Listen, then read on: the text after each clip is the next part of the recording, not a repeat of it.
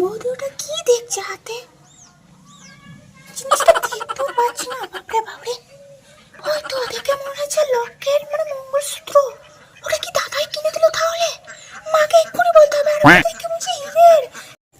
এত সুন্দর একটা মঙ্গলসূত্র এনে দেবে হানি আমি ভাবতে পারিনি। ও মা, তুমি কোথায় গিয়েছিলে এতক্ষণ? এত চিৎকার করার কি আছে রে ললিতা? আমি এখানে একদম সবজিগুলো কাটছিলাম। সবজিগুলো কাটার তো মহারানীর নাম নেই। চল চল, আমাকে খুব সুন্দর মানাবে। এই যে মহারানী, কি ভাবছো আলমারিতে?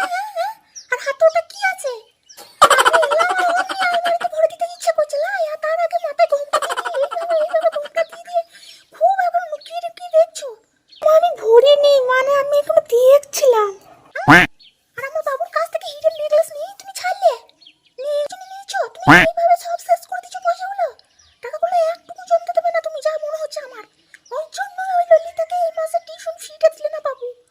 বাপরে বাপরে, তুমি সব কিছু এইভাবে ধ্বংস করে ফেলবে গো। ওকে